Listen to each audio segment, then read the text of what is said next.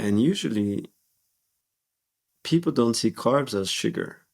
And if they're athletes, it's even worse because they associate their lifestyle, because they're very active, to a very healthy lifestyle. With like, oh, I'm doing like 10K 4 times a week, or 20K, or I'm preparing this triathlon. I was doing it. I was doing 18 hours a week of training when I was competing triathlon in Canada. I was doing 1 kilogram of pasta, easy, a day. If someone that was like 12 years ago would have told me what you're doing is not healthy, I would have laughed. I would have said, look, I did the podium in the national championship. What are you telling me? Can you do what I do? You become pretentious because of the performance, but you don't see the health. My name is Clément Ramanich, and I'm 38 years old, and I'm going to turn 39 in a few months. And I'm living in Switzerland, in Geneva to be exact. I've been a personal trainer for almost 20 years now, and also a massage therapist, a Thai massage therapist, for about 10 years as well. And I discovered the ketogenic nutrition and the carnivore nutrition, which I've been following for the past 3 years, almost 3 years now. Yes. You know, I'm a lover of fitness. I have a huge passion for it, and I've always put fitness on like a pedestal. And it's only in the last couple of years that I've been like, no, maybe fitness isn't as effective for things like, you know, the main thing being weight loss. Maybe it isn't as effective for weight loss as it is claimed to be. And maybe, you know, people like myself who have been doing fitness for 2+ decades, even longer. Maybe, you know, people like myself, who are also kind of conscious about what they eat as well, and potentially have decent genetics, can get away with certain things. And it's not just down to fitness. But what is your stance with fitness? How has your view on fitness evolved as you yourself have kind of delved into carnivore and meat-based ways of eating? That's an interesting question, because I think now more people need to understand that. I said in a few podcasts that fitness to me is the little brother of big pharma, big food, and big medicine. And it's just the way that these industries are just selling you, no, it's not our fault. And they're blaming you. They're blaming you to not go to the gym enough. So we've seen a massive increase of gyms, trainers for the past 30 years, I would say. But the rate of obesity, the rate of chronic disease, the rate of mental illness has just exploded. I've seen crazy stuff that had nothing to do with health or fitness, just in order to sell and make money. Mm-hmm. I was in a very premium gym in Geneva in 2008 and 2009, and the top trainer, number one seller, he was selling 130 sessions a month, I think. Nice. He didn't have any diploma, but he managed to convince the people that it's because the certification center didn't send him. Mm. But after 1 week, he already sold 40 sessions. Oh. So they kept the guy. And for 9 months, he was the example to follow for everyone. Mm. And after 8-9 months, stuff happened and he screwed it up. And basically, he was selling many pharmaceutical products to the clients. But this guy was like the star in the gym, unless these things happened and came to the light. So that's just one example of how messy it was and how easy it is for anyone who claimed to be a trainer to come in. So going back to your question and to the remark that someone might tell me, well, these people are sick because they've not been going to the gym enough. You're talking about, I myself, when I was 35, 34, gained weight, fat, body fat. And I did triathlon before, like competitive level, track and field, soccer. And I was always lean. I'm not a big bone guy, so I was always lean. And I was around 72 kg, 73 kg. When I was running 800 meters, I went down to 66 kg when I was competing, so very light. And all of a sudden, I went from 72 up to 79 kilogram. I thought, okay, maybe I'm getting older. I didn't go to the gym for the past 2 years. It was COVID, and I was like enjoying life. So it's not going to be a big deal for me because this is my job. So I went back to the gym, signed up in a gym, and started to train 2 hours every day, 5 days a week. And I thought it's going to be something, it's going to be about a month and a half before I lose this 8 kg, easy. A month and a half later, nothing happened. Oh.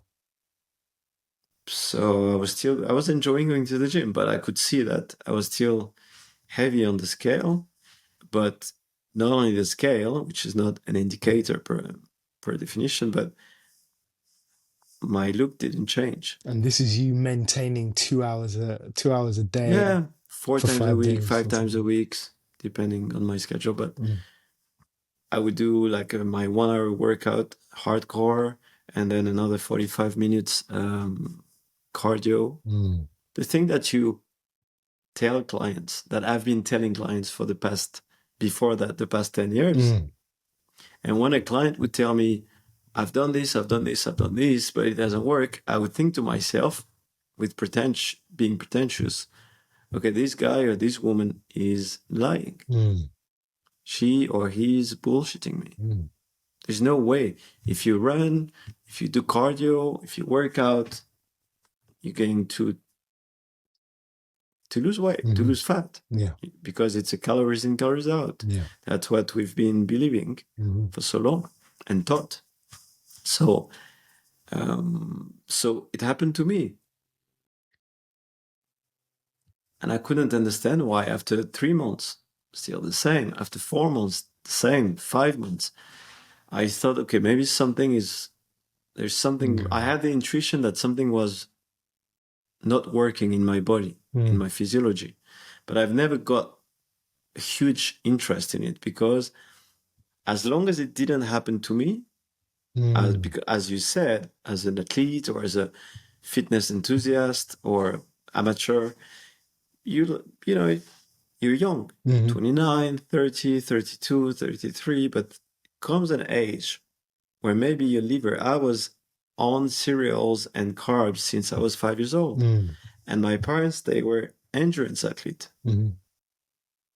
So I was plugged on carbs for 30 years, since 5 until 35. So at some point, maybe my pancreas was, leading me towards a diabetic situation. And I found a Dr. Paul Mason video called Are You Smarter Than Your Doctor? Where he was explaining how when your insulin is high, is actually stuff your adipocytes with more fat, fatty acids. And that when I clicked, if your insulin is high, it actually deactivates the hormone sensitive lipase, which is in charge of taking the fatty acids outside of the adipocyte. So I said, that looks like me. I'm going, but my fat stays. It's not being used or oxidized. Okay. So I thought, okay, I'm going to change my experiment. I'm not going to spend any more calories for a month, but I'm not going to eat any sugar for a month. Because if you stop just the sugar, someone could say, well, now it's because of the exercise, it's paying Yeah. off. So you never know. So I cut out both. I took them out of the equation. Mm. And a month and a half later, I had 4 kilos down. And 3 months later, I was down to 73 So that month and a kilograms. half, that 3 months, that's you cutting sugar out and cutting exercise out. Yeah. Wow. So I went down into a low carb, Mm. animal based, and I quickly saw the video about the phytotoxins, about the plants. Mm. Mm. It was quite convincing, Mm-hmm. I think, and at least for me. So I said, okay, I'm going to try the whole thing. I'm not going to die after 3 months, Mm. just animal based. So I was mostly dairy, fish, and meat. Okay. And at first, I tried to really, bring diversity in it. And then every year, I'm going to see my Thai massage master in Thailand. And when I go there, I'm trying to train at least every day with Muay Thai, Thai boxing. And the training is about 2 hours usually. It's hot and humid, but I don't have time to train here in Switzerland a lot. So I'm not adapted to the training physiologically. So I thought, because for almost 30 years when I was, 20 years of competition, of being conscious of what I eat for my effort, I was afraid to do something without my carbs. I wouldn't go for a train. I would cancel a training if I couldn't eat 3 or 4 hours before pasta. Right? So now it's been almost 2 months. I'm into this thing. I lost weight. I have a plantar fasciitis that has been there for 2 years. And I thought, okay, I'm going to try to train. Now it's a new test. The first test, it was about losing weight. I lost weight. I lost fat. I could oxidize my fat better. Now I have to fuel myself during a 2 hours training. Muay Thai, which is high intensity. Kicking, kicking for 5 minutes nonstop. And it's hot, it's 30 degrees. I saw how my body will react without carbs now. This is another test, second layer.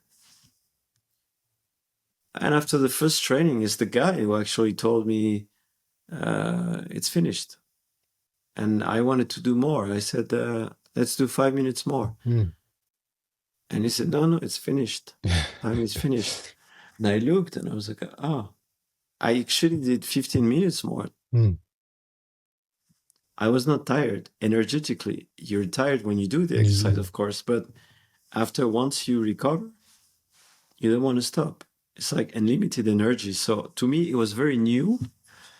And for a whole month, I was training like that. Mm. I would go at 4 and I just ate 2 steak around 12.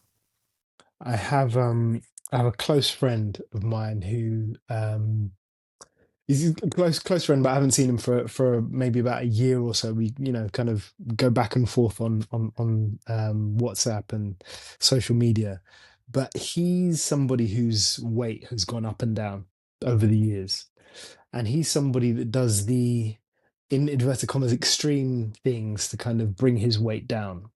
So he's been to Thailand to do, the Muay Thai boxing out there, and he's one of these guys that, like, I associate his mindset with the David Goggins mindset of like, go hard, kill, let me not say kill yourself, but go hard, sweat it all out completely, kind of drain yourself. And that's how he manages to get down to his goal weight. But he doesn't address the food. So it's not been until the last couple of months, or the last year, that I've understood and heard about food addiction, and the idea that, somebody that is going so hard on exercise, um, like it just didn't compute to me that somebody that can train that hard and not lose weight or not maintain that weight. But now everything's starting to make sense in terms of the food addiction and the sugar that he loves and the carbohydrates that he loves. And, his background is similar to me, West African. So we're big rice eaters. Hmm. I used to be able to eat rice for breakfast, lunch, and dinner. Um, and I think, I think the rice is not doing him any favors. So I've been trying to convince him to go on to the meat-based way of eating. But unfortunately, he's eyeing Ozempic, which is just wild to me because he's somebody who's in his early 40s. And I feel that that's Wow. far too young an age to even be considering such a medication. Um, but yeah, I mean, in your experience and also now dealing with clients, like, are you like, do you see that on a regular basis that people have tried to go hard in order to lose weight, and the light bulb clicks when they realize that it's all a nutritional thing? Sorry, I was trying to find when the rice was introduced to Africa because this is a very interesting point, and I'll go back into your question. Mm. Um, Yeah, no, so, well, but you that brings me to another thing of like traditional ways of eating versus ancient ways of eating. Um, we in West Africa there was, or there is, rice that is native, like wild rice that is native, but it's, Mhm. in my opinion, I haven't looked too heavily into the history, but in my opinion, it's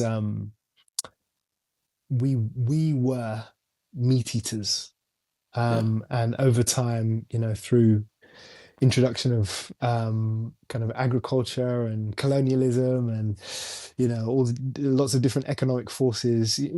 One of the things is we import our rice. Like our rice is mm, from China. It's not yeah. grown in. It's I don't think But it's grown much in but even Nigeria or if it anything. would be made in Africa, I would doubt that there was a historical grain everywhere in Africa. Mm, mm, Maybe in some places, maybe next to the Nile. This is potentially. supposition, Hmm. or the Niger River, Hmm. maybe. But I think in many places, I think the geography, the climate, Mm, I would doubt that this is the thing that everybody now eats. yeah, yeah. I do. I've been to Gabon, I've been to Cameroon, Yeah. South Africa. There are places I don't see rice growing there Yeah, unless exactly. Yeah. you know. There's the root vegetables, there's the yams, Yeah, sweet potatoes, but still, I don't think it was eaten to the and extent that, people eat it now. and to going back to your friend's story, or it was my story for a long time. You talked about something important, which is food addiction. I interviewed on my channel Beaton Johnson, who's a great international specialist and expert for sugar addiction. And usually, people don't see carbs as sugar. And if they're athletes, it's even worse because they associate their lifestyle, because they're very active, to a very healthy lifestyle. With like, oh, I'm doing like 10K 4 times a week, or 20K, or I'm preparing this triathlon. I was doing it. I was doing 18 hours a week of training when I was competing triathlon in Canada. I was doing 1 kilogram of pasta, easy, a day.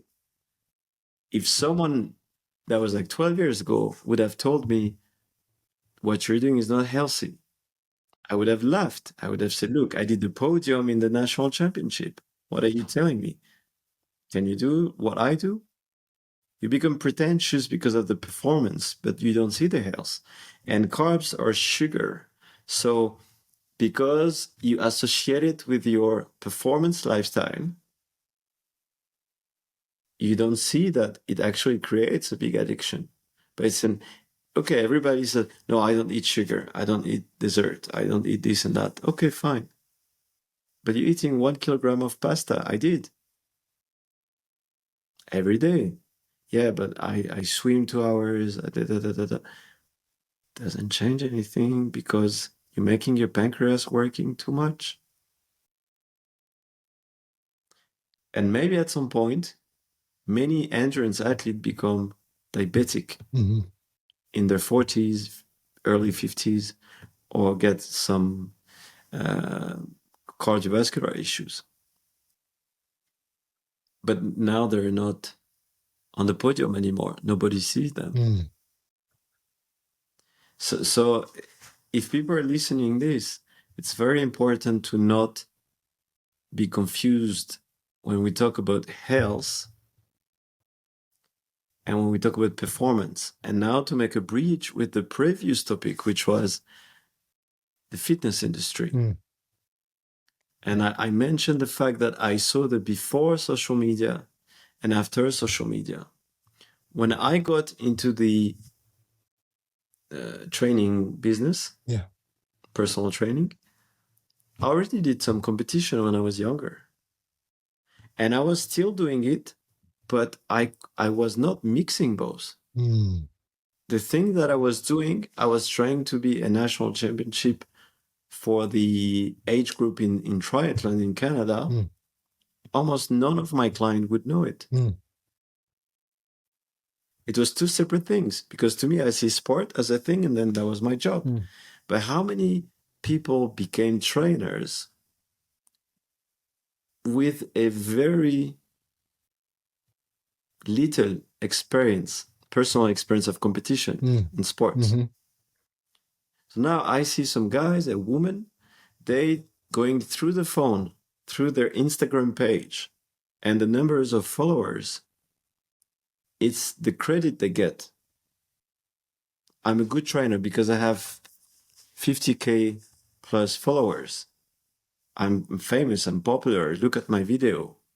Well, and they now trying to say, I'm a good trainer because I can do this exercise. I can do this performance. Look at me, look at me, look at me, look at me. I'm sorry, if you're a trainer, your job is to look at your clients, not the way around. And that's the issue I see. Because if you know what you have done before in your life, what you have accomplished, and let's say about sports performance, you're not going to seek to be a star in front of Karen, who's 53 years old, who had 3 children. She had a hernia, L4, L5, and she has already early arthritis in the knee, and she cannot do most of the exercise properly. So now we have very young, full of themselves trainers or so-called trainers, because then we can also talk about what is a trainer or a personal trainer or a coach. What is it? What is the definition? You're just sexy. You do a handstand and you say, this is me. I can train you because I can do this. How do you, so a client comes to you and says that they want to lose weight.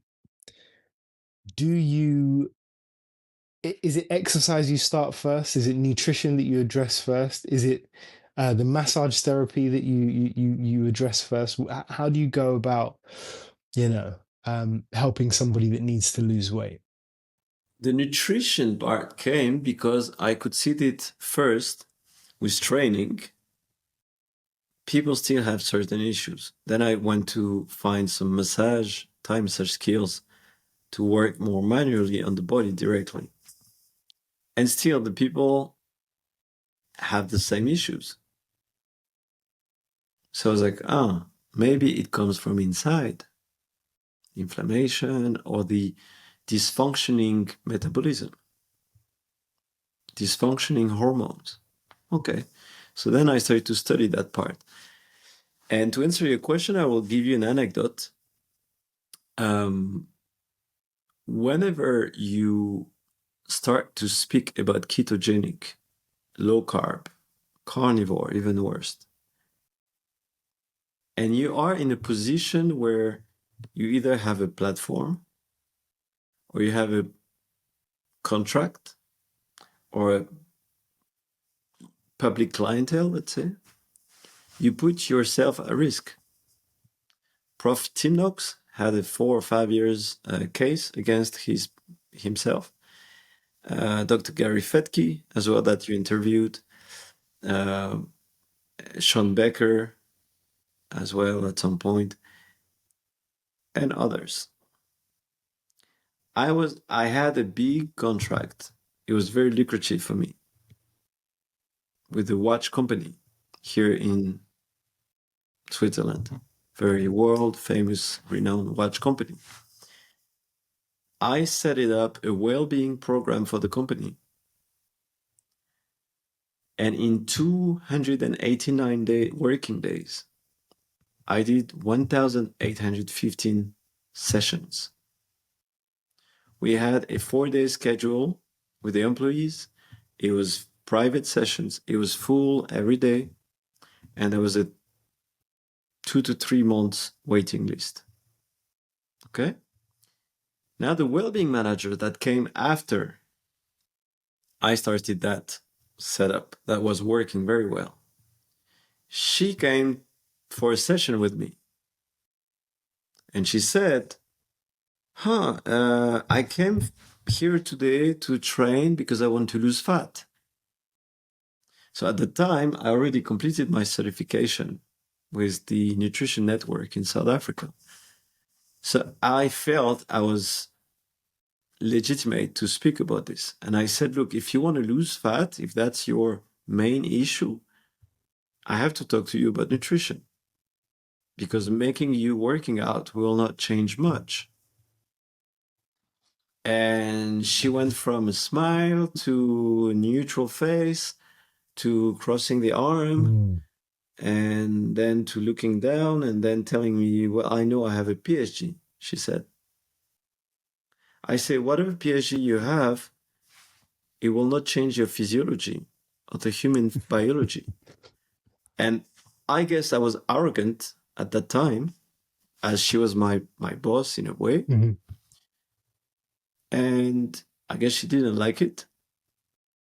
And we had some project going on. And after that, the project was rescheduled for later and no more communication. And after 6 months, I lost the contract, to make the story short.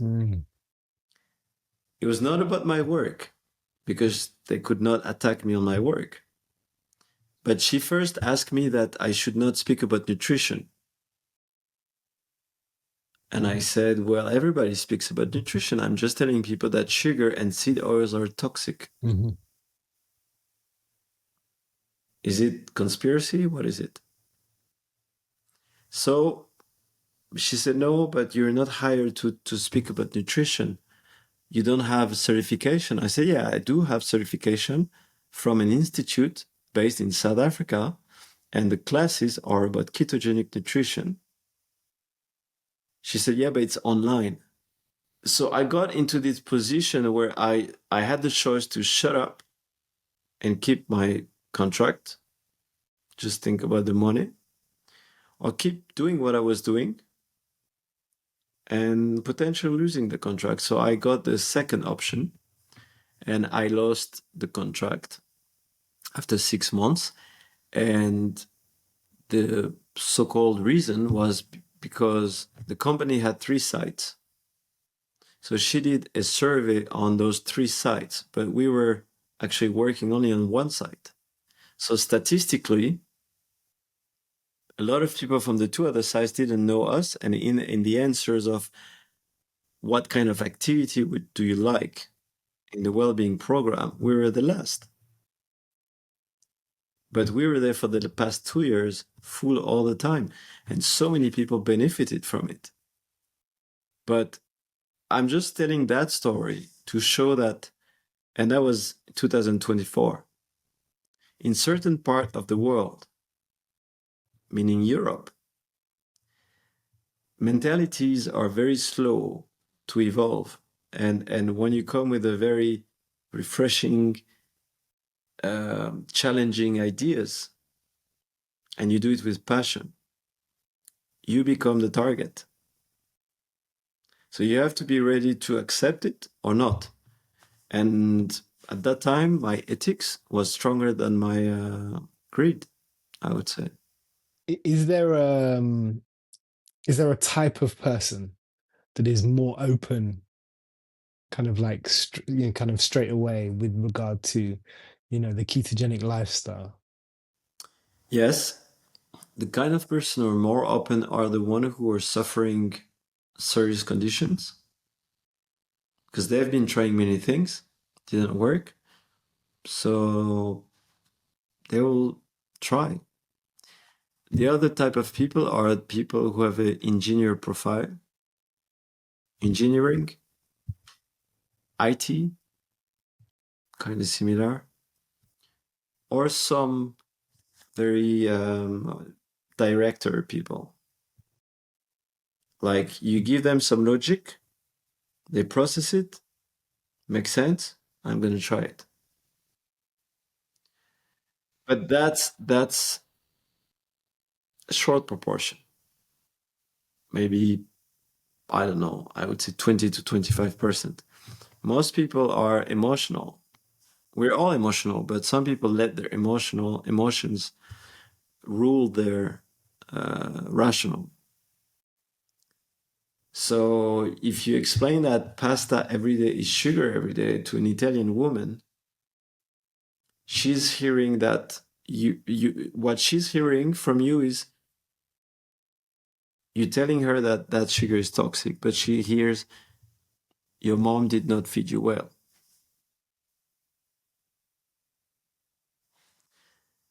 And Prof. Tim Knox said something very accurate. He said once that nutrition is like religion. So I'm now trying to address the nutrition, but still it's difficult because some people are so into a lifestyle, into certain habits. It's very it has to start from, I think, and this is something that now I do that I didn't do at the beginning when I was coaching for nutrition. I tell people, don't believe me. You seem enthusiastic now after half an hour discussion. You've been asking so many questions and now you think you get all the answers, but don't believe me. Spend 2 to 3 months to study, to listen some podcasts, to read some books. I can send you a list of doctors, podcast, books that you can educate yourself. Once you are convinced, the way I was convinced, then you can start. Mm. But if you just listen to me half an hour and tomorrow you start a full strict carnivore, in 2 weeks, you're back into a full carbs diet. Yeah, yeah.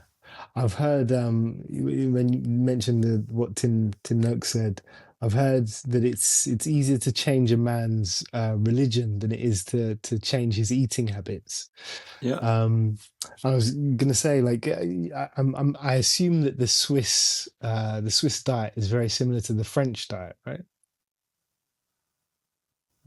The French, I think I would say there are more because I'm French, but I've been living in Switzerland for many, many years. Mm. French culture is all about food, and because the French is so diverse in its own regional and geography, that we have a big diversity of food, which has made the French culinary art. It's mainly animal based, I would say. And of course, you have potatoes, but we don't have that much pasta in France traditionally. We have potatoes, vegetables, and a lot of meat. Most of the national dishes are meat, mainly. Cheese, of course, but in Switzerland, it's mostly mountainy food. So I would say they eat a lot of meat and cheese as well, and milk. Um, but yes, I would say no. I would say still is different because in France, if you were born in Mediterranean like I was, you would find a lot of fish more than beef, or at least lamb. All the southern half of France is mostly lamb culture. But northern, because it's raining more and you get more grass, you have a lot of beef. Mm, mm. And how do you describe the way that you eat? Very simple. Yeah. I usually post on my Instagram simple and logic. So I try to follow those two words. Has to be logic. If it's logic, it will be simple. Mm, Right? So beef, lamb, butter, salt, and water. Sometimes some sardines. Sometimes some liver, maybe once every 2 weeks. okay. Mm, that's it. Okay. Okay. And how often are you eating in a day? 1 meal a day. For the first year, I was 2 meal a day, and then after I tried the 1 meal a day, and suits me okay. Mhm. Um, and that's perfect. I mean, I usually eat for my weight. I'm now regaining body weight because I've been training and eating properly. So now I'm around 77. Mhm. So I went down to 73 and then again went Went up up. to 77 after. Um, so eating probably 650 grams of meat, Okay. 700 depending if I train or not. Is that a morning meal? Is that an evening meal? Uh, Used to be late evening, Mm. but I changed to 5, 6 p.m. when Okay. I can, Okay. which is, I find it better now. And there was a time during probably 6, 7 months where I reintroduced the dairy products. Mhm. And I could see that I was gaining weight quite quickly. Mm. So for a while, I was thinking it was the workout. Mm. But after a while, I noticed some fat accumulation Mhm. on the belly, and I was like, no. So I tried to stop the dairy, and after 2 weeks, I lost 2.5 kilograms and Wow. 2.5% of body fat. Okay. I was going up to 18% at some point, and then went down to 15% again. Mm. Do you think there's some bio individuality in kind of following a meat-based diet? Do you think that some people need to incorporate a little bit of fruits or a little bit of carbohydrates or um, have, multiple meals a day instead of the one meal a day? With regard to your clients, what have you seen? Probably multiple meals a day, maybe. Uh,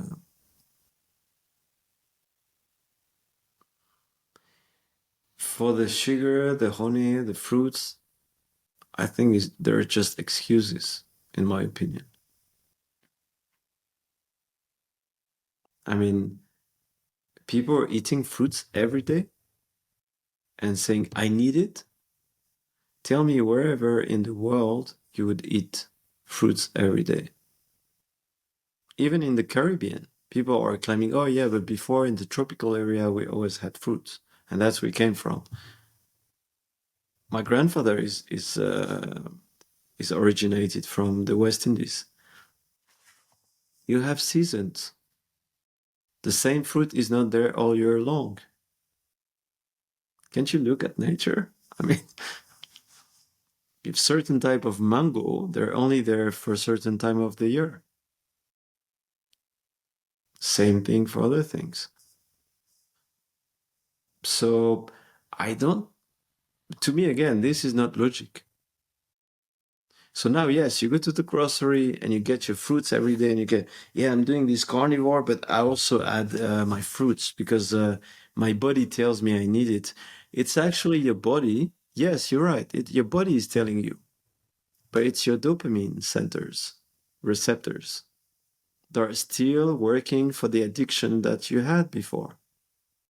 But you don't want to say you're an addict. If you say I need it, I can. That's not true because many people they fight with food addiction and sugar addiction. And once they stop, it's very hard to get out of it. If you tell me that you found the fruit in the nature, Mm. okay, fine. Eat it if you want. If you that makes you happy, why not? I'm not doing it because for myself, I don't see the fruit in the nature. Mm. Where are you going to buy your fruit? In a grocery store? Where the fruit is coming from?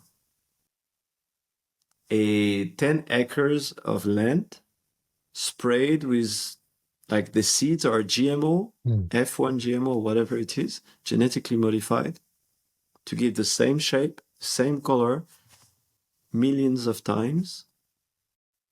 And it's going to be sprayed by some pesticides. And because it's called natural, organic, whole food, it's good for me. What is in your fruit? Not much. Water, sugar, what else? Vitamins? Oh, so many people are eating so much fruit every day and they get deficiencies. How is that possible? That doesn't make sense. It's not logic. It's not simple. It's not logic. Mm. For me, if you want to do it, you do it. I'm out. I don't do that. And people ask me, but isn't it too boring to eat meat every night? Mm. I said, no, I've never felt bored. And the thing I gained, I'm 39 soon. I feel stronger, healthier, sharper in my intellect than when I was 29. 100 times. Physically speaking, energetically speaking, mentally speaking. I've been sick once last January because I went to a high stress during November, December, January. And I think I got that COVID Mm. or flu that was there. But maybe for a week. Mm. But unless that, I've not been sick once in almost 3 years. Mm. When I say not sick, it's no flu, no running nose, no headaches, no pain anywhere in my knees or anything. I had a lot of gastrointestinal issues before. It's not about me speaking. It's not about you speaking or Dr. Chafee or Dr. Gary Fetke. It's about yourself being willing to question what you've heard, to accept that what you've done and what you have heard may have been wrong, that you may have been a product for huge industries, and rethink the whole thing. Rethink, you restart, you reboot, and then you're reborn. You're reborn, and then you feel great again. You feel like Dr. Kills would say, like a lion. You're not a sheep anymore. It's nice to get to hear from somebody who's not only into the nutritional side of things, but also into the fitness side of things. Because for me, I think as much as I have now questioned the effectiveness of fitness, I think that fitness and nutrition need to do this. They need to be kind of like merged and come kind of together for most people. I kind of doubt, to be honest, that the fitness, unless the carnivore or the keto will become very popular and mainstream, the fitness will not adapt. Those big industries, they want to make money. So they will only follow it if there is a big demand, a growing demand. Hopefully, there'll be more advocates like you, people that Yeah. pair the nutrition with the fitness, with the, with the massage therapy, with the agility, mobility, all of these things. In my mind, they kind of all stack. They all go together in some way. But look, if I say I was training twice a week, heavy sets, and I gain 4 to 5 kilograms of muscle mass. If I say that as a trainer to my clients, I would lose money. And I said that to my client. I say the truth. What I do, I don't hide. So maybe it was the maximum I could get. Maybe 5 kilos was my physiological max. But the point is that even if I don't train from 2 weeks, my body doesn't change. Yeah. I don't have any pain. So, and if we go back into a simple and logic perspective, I traveled a lot in mountains, in France, in Switzerland, and you see these old people, 94, 95, 96, 100 sometimes, or even younger, but they look so young.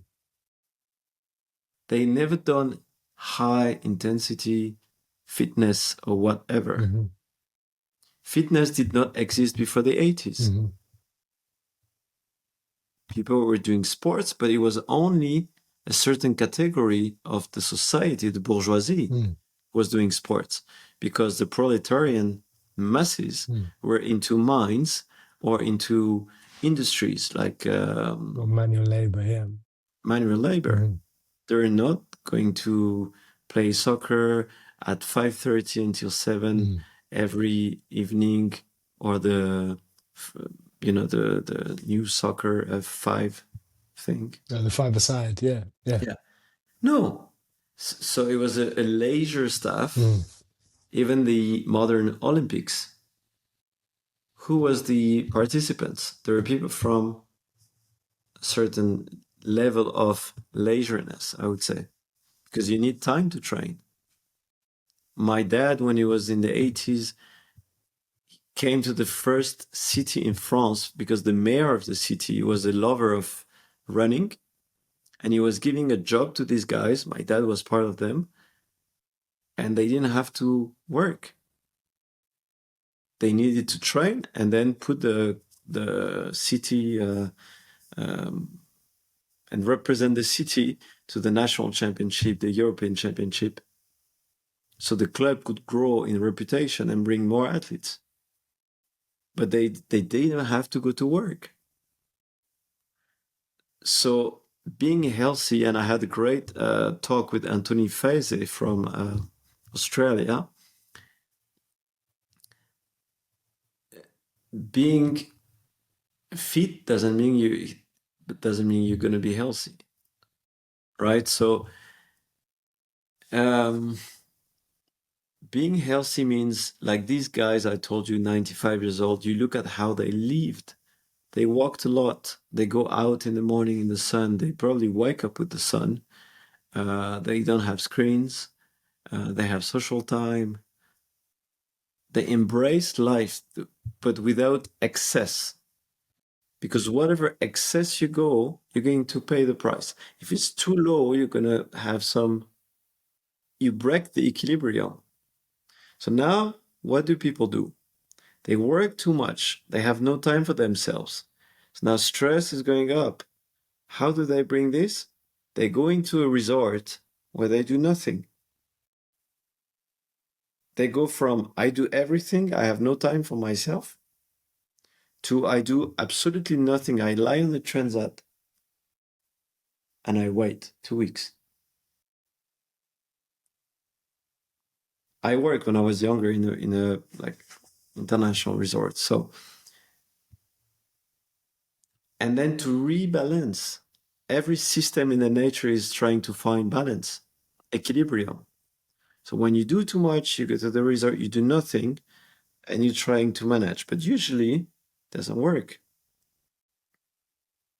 right? So just if you focus as trying to get a healthy lifestyle, meaning a balanced lifestyle, meaning moving, you can walk around, you can do some push-ups, some squats, some light exercise, moving your leg around, uh, like this kind of thing. It sounds stupid, but you make your fascias moving. If you do this every day, or this one, or like 100 times every day, it's better than someone that will do 3 sets of rowing heavy. I agree with that. Yeah, And that's then one of my biggest issues is with the whole kind of hit training culture. It's similar to nutrition. I find it something that is not applicable to how our ancestors would have moved or exercised, or well, they wouldn't have exercised, they would have done physical labor. But yeah, very much the way in which they would have done their physical labor. I don't see hit kind of replacing that kind because of again, thinking. people are trying to outrun a bad diet Mm, by going intense for 1 hour 3 times a week. mm, mhm, But how many people, and if you don't know that, you should read the book of Dr. Jason Fong, which is the Obesity Code. mm, And it's a very interesting book mm, because you learn that almost 92% of your metabolism mm. is your physiological functions. That's it. That's And it. the part of physical activity is like 2, 3, 4% maybe. Mm, And the fact that your physiology is not working properly, it means that because you're not moving enough. Our body is designed to move, mm. but moving doesn't mean killing yourself on the wood. Yeah, yeah. No, I agree with that. Now, if you're an athlete, and I think this is a very important point, and I have a touch, if you allow me, on the cardio, Mm, which I think is very important, mhm, because when we talk about heat, cardio, there are many misconceptions. When I was in Canada, one guy came to me. He was kind of skinny, and he said, "I would like to start some training because I want to be athletic." And I said, "Okay, that's fine." I said, "But what do you hear in athletic?" He said, "What do you mean?" I said, "There is a word in the word athletic. What is it?" He said, "Athlete." I said, "Yes, athlete. Who is an athlete? What is the persona of the athlete? Between 17 years old until 28, 29, depending on sports. And they only train 6 hours a day, every day. They have a team of doctors, nutritionists, trainers, massage therapists, sponsors that give them money to train every day. And that's all they do. They're like autistic people. They don't do anything else. And I grew up next to these people. So when I say autistic, it's not to be mean to the autistic people, but they cannot see anything, that they're very in a zone. And you take them out of it, they're lost. A lot of them, not all of them. But and you got many issues after the career sometimes. But the point is, an athlete is a super, super hyper specialized person into one movement, javelin throw. The guy is just doing this. Shot put, driving a Formula One, playing tennis, backhand, double hand, blah, blah, blah. That's all they do. But they're not complete. They're athletic, but they're not complete human beings. A farmer is a complete human being. A rancher is a complete human being. An athlete is a very incomplete human being, I would say, no matter how much exposure he has in the media, no matter how much money he makes. So the point here is, when someone who is working 8, 9 hours or 10 hours a day come to your office as a trainer and tells you, I want to be athletic, they have absolutely no clue about what it takes to be an athlete. Usually these guys, they become pro, but they've started when they were 8. They were in a sports school when they were 12. And they completely let go on schools, on academics. They only have that. So for a general population, and that's the fitness, back to the fitness industry, they're selling the image. You want to look athletic? Pay. Buy this protein, buy this, buy that, buy the training. There's nothing wrong again with it. It's better to be athletic looking than obese. But what are you going to do to be athletic, and does it mean healthy? Now, if we talk about the cardio, since I think last year now, I've been very clear to all of my clients, I do not recommend doing any form of cardio training. Unless it's a walk, fast pace, power walk, or a very slow jog if you like it, maybe 20 to 20 minutes, maybe. But I do not recommend the endurance training, because you're overusing your joints. You're doing muscle loss. I said at the beginning I was 66 kilograms when I was running very fast. I could run like 18, 19 kilometers per hour in a jog. You feel like nothing. Boom, boom, boom, boom, boom, boom, boom. But is this healthy? No, it's not. So you're using your joints prematurely. You're wasting your muscles, knowing that sarcopenia is coming when you're going to get 60 or 65 years old. So you're going to lose anyway. So now you voluntarily losing already. Does that make sense? It's not simple. It's not logic. It requires a lot of time. And the third thing that I discussed with Prof. Bartke, I wasn't sure, but I had this intuition and he confirmed it. I think we all have a certain size, a certain body structure. And the heart, which is pumping, is an organ and it's a muscle. Is it a good idea to train specifically the endurance and increase the volume of an organ that has been genetically designed for yourself? I don't think so. And we see many cardiovascular issues post-career with endurance athletes. My dad ran the half marathon when he was 63 years old in 1 hour, 23 minutes. Wow. 63 years old. He never stopped. 1 hour, 23. I'm not able to do that. Okay? 64, he did a ischemic, transitory ischemic accident. I don't know how you call it in English.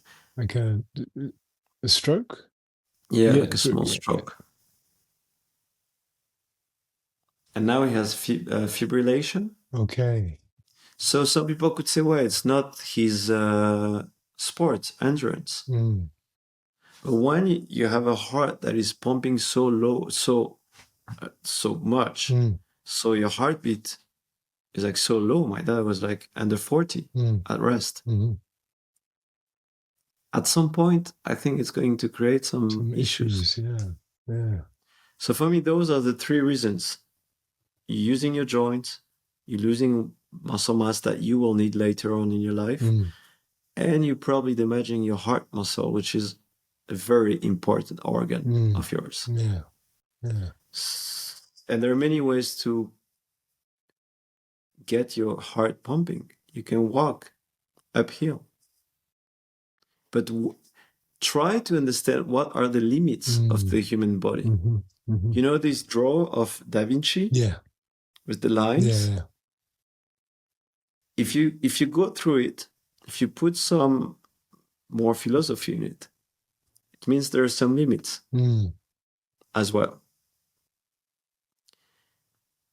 So if you want to go over your limits, like some bodybuilders are doing, to be big, and then you die at 40 or 35 or 28,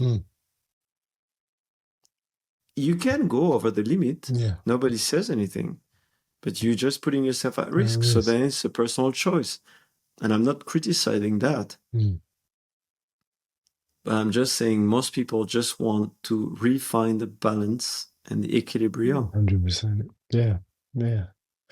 But this has been excellent. As I said, it's nice to chat to somebody that's not only into the nutritional part, but is also into, I should rephrase it, into the health and longevity part rather than the fitness part.